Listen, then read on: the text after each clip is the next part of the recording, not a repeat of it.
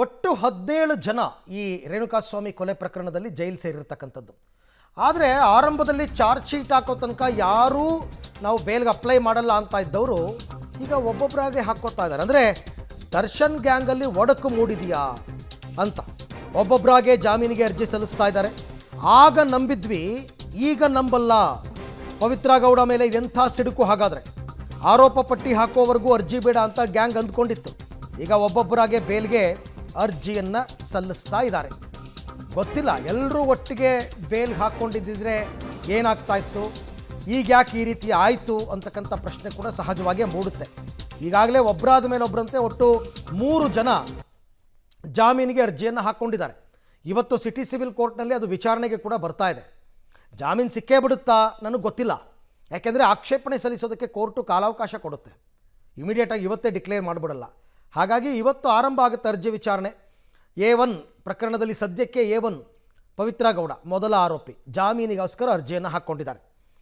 ಇನ್ನು A7 ಅನುಕುಮಾರ್ ಅಂತ ಈತನದ್ದು ಏನೂ ಪಾತ್ರ ಇಲ್ಲ ಅಂತ ಇದ್ದಾರೆ. ಗೊತ್ತಿಲ್ಲ ಜಾಮೀನು ಸಿಗುತ್ತಾ ಇಲ್ವಾ ಅಂತ. ಇನ್ನು A10 ವಿನಯ್, ದರ್ಶನ್ ಅವರ ಅತ್ಯಾಪ್ತ, ಆಯಿತಾ, ಆ ಸ್ಟೋನಿ ಬ್ರೂಕ್ಸ್ ಮಾಲೀಕ, ಪಟ್ಟಣಗೆರೆ ಶೆಡ್ ಮಾಲೀಕ ಅಂತೆಲ್ಲ ಹೇಳ್ತಾರೆ. ವಿನಯ್ ಆತ ಕೂಡ ದರ್ಶನ್ ಶ್ಯಾಡೋ ಥರನೇ ಇದ್ದಂತಹ ವ್ಯಕ್ತಿ. ಈಗ ದರ್ಶನ್ ಬಿಟ್ಟು ಇವರೆಲ್ಲ ಜಾಮೀನಿಗೆ ಅರ್ಜಿಯನ್ನು ಸಲ್ಲಿಸ್ಕೊಂಡಿದ್ದಾರೆ. ಅವರವ್ರದ್ದೇ ಆದಂತಹ ಲಾಯರ್ಗಳನ್ನ ಇಟ್ಕೋಬೇಕು, ಖರ್ಚು ವೆಚ್ಚಗಳನ್ನು ಇವರೇ ನೋಡ್ಕೋಬೇಕು. ಎಲ್ಲರದ್ದು ಒಟ್ಟಿಗೆ ಆಗಿದ್ದರೆ ದರ್ಶನ್ ನೋಡ್ಕೋತಾ ಇದ್ರೋ ಏನೋ ಗೊತ್ತಿಲ್ಲ. ಈಗ ಅವ್ರವ್ರ ಪಾಡ್ಗೆ ಅವ್ರವ್ರ ಲಾಯರ್ಗಳನ್ನ ಇಟ್ಕೊಂಡು ಜಾಮೀನಿಗೆ ಅರ್ಜಿಯನ್ನು ಹಾಕ್ಕೊಂಡಿದ್ದಾರೆ. ಇವತ್ತು ಆ ವಿಚಾರಣೆ ಸಿಟಿ ಸಿವಿಲ್ ಕೋರ್ಟಲ್ಲಿ ಬರುತ್ತೆ, ಸಿಗುತ್ತಾ ಇಲ್ವಾ ನೋಡೋಣ. ಬಟ್ ಅವರ ಗ್ರೂಪಲ್ಲೇನಾದರೂ ಒಡಕು ಮೂಡಿದೆಯಾ ಅಂತ ಅನುಮಾನ ಮೂಡ್ತಾ ಇದೆ. ಈ ಬಗ್ಗೆ ಮತ್ತಷ್ಟು ಮಾಹಿತಿ ನನ್ನ ಕೊಲೀಗ್ ನರಸಿಂಹಮೂರ್ತಿ ಅವರಿಂದ ಪಡೆಯೋಣ. ಮೂರ್ತಿ, ಎಲ್ಲರೂ ಕೂಡ ಒಟ್ಟಿಗೆ ಬೇಲ್ಗೆ ಅಪ್ಲೈ ಮಾಡ್ಕೊಂಡಿದ್ದಿದ್ರೆ ಲಾಯರ್ಗಳಿಗೆ ಕೊಡ್ತಕ್ಕಂಥ ಫೀಸು, ಖರ್ಚು ವೆಚ್ಚ ಎಲ್ಲದಕ್ಕೂ ದರ್ಶನ್ ಸಪೋರ್ಟ್ ಸಿಗ್ತಾ ಇತ್ತೋ ಏನೋ. ಬಟ್ ಈ ಥರ ಇಂಡಿವಿಜುವಲ್ ಆಗಿ ಇವರು ಬೇಲ್ಗೆ ಅಪ್ಲೈ ಮಾಡ್ಕೊಳ್ಳೋದಕ್ಕೆ ಏನು ಕಾರಣ? ಇವರ ಗುಂಪಲ್ಲಿ ಒಡಕು ಮೂಡಿದೆಯಾ? ಯಾರ ಮೇಲೆ ಸಿಟ್ಟು ಇವರಿಗೆಲ್ಲ ಅಂತ? ಅರವಿಂದ, ಕೆಲವರು ಈ ಪ್ರಕರಣದಲ್ಲಿ ಅವರ ಪಾತ್ರ ನೇರವಾಗಿ ಇಲ್ಲದಿದ್ರೂ ಕೂಡ ದರ್ಶನನ್ನ ನೋಡುವ ಸಲುವಾಗಿ ಬಂದು ಅಥವಾ ಹಣದ ಆಸೆಗೋಸ್ಕರ ಶವವನ್ನ ವಿಲೇವಾರಿ ಮಾಡಿ ಎಲ್ಲರೂ ಕೂಡ ತಗ್ಲಾಕೊಳ್ಳೋ ಕೆಲಸ ಆಗೋಗಿತ್ತು. ಆದರೆ ಈ ಪ್ರಕರಣದಲ್ಲಿ ಕೆಲವರು ಅಂದರೆ ದರ್ಶನ್ ಜೈಲು ಸೇರಿದಂತಹ ಬಳಿಕ ಬೇರೆ ಬೇರೆ ಆರೋಪಿಗಳು ದರ್ಶನ್ ಜೊತೆ ಒಂದು ರೀತಿ ಒಡನಾಟವನ್ನು ಅಥವಾ ದರ್ಶನನ್ನು ಭೇಟಿ ಮಾಡೋದಕ್ಕೆ ಸಾಧ್ಯವಾಗಿಲ್ಲ. ಹೀಗಾಗಿ ಇವರ ಜಾಮೀನಿಗಾಗಿ ಅರ್ಜಿಯನ್ನು ಸಲ್ಲಿಕೆ ಮಾಡುವಂತಹ ಸಂದರ್ಭದಲ್ಲಿ ಅದರ ಖರ್ಚು ವೆಚ್ಚಗಳು, ವಕೀಲರ ಫೀಸು, ಇದು ಯಾವುದರ ಬಗ್ಗೆ ಕೂಡ ದರ್ಶನ್ ತಲೆ ಕೆಡಿಸ್ಕೊಳ್ತಿಲ್ಲ ಅನ್ನೋ ಮಾತುಗಳು ಕೂಡ ಒಂದಷ್ಟು ಜೈಲಿನ ವಲಯಗಳಿಂದ ಕೇಳಿಬಂದಿದ್ವು.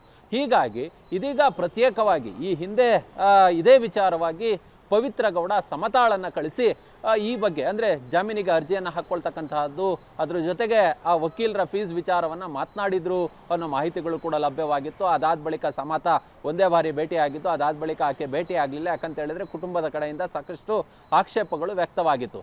ಇದೀಗ ಏಕಾಏಕಿ ಪವಿತ್ರ ಗೌಡ ಜಾಮೀನಿಗೆ ಅರ್ಜಿಯನ್ನು ಹಾಕ್ಕೊಂಡಿದ್ದಾರೆ. ಯಾಕಂತ ಹೇಳಿದ್ರೆ ಬೇರೆಯವರು ಇನ್ನೂ ಕೂಡ ಹಾಕ್ಕೊಂಡಿಲ್ಲ. ಹೀಗಿದ್ದಂತಹ ಸಂದರ್ಭದಲ್ಲಿ ದರ್ಶನ್ ಅವರನ್ನು ಬಿಟ್ಟು ಇದೀಗ ಪವಿತ್ರ ಗೌಡ ಜಾಮೀನನ್ನು ಹಾಕ್ಕೊಂಡಿದ್ದಾರೆ. ಹೀಗಾಗಿ ಇವರಲ್ಲೇ ಒಳಜಗಳ, ಮನಸ್ತಾಪಗಳು ಶುರುವಾಗಿದೆ ಅನ್ನೋ ಮಾತುಗಳು ಕೇಳಿಬರ್ತಿದೆ.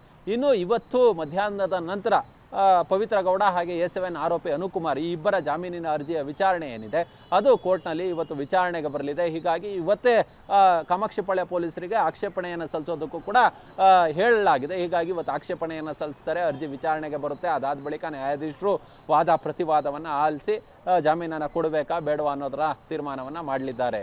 ಓಕೆ ಮೂರ್ತಿ, ಹಾಗೆ ಸಂಪರ್ಕದಲ್ಲಿರಿ, ನೋಡೋಣ ಏನಾಗುತ್ತೆ ಅಂತ ಅಂದ್ಬಿಟ್ಟು. ಇವತ್ತು ನಾ ಹೇಳ್ದಂಗೆ ಒಂದೇ ದಿನಕ್ಕೆ ಯಾರಿಗೂ ಜಾಮೀನು ಸಿಗಲ್ಲ.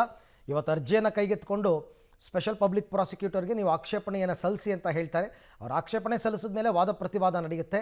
ಆಮೇಲೆ ಜಾಮೀನು ಕೊಡಬೇಕಾ ಬೇಡವಾ ಅಂತಕ್ಕಂಥ ತೀರ್ಪನ್ನು ಘನ ನ್ಯಾಯಾಲಯ ಕೊಡುತ್ತೆ.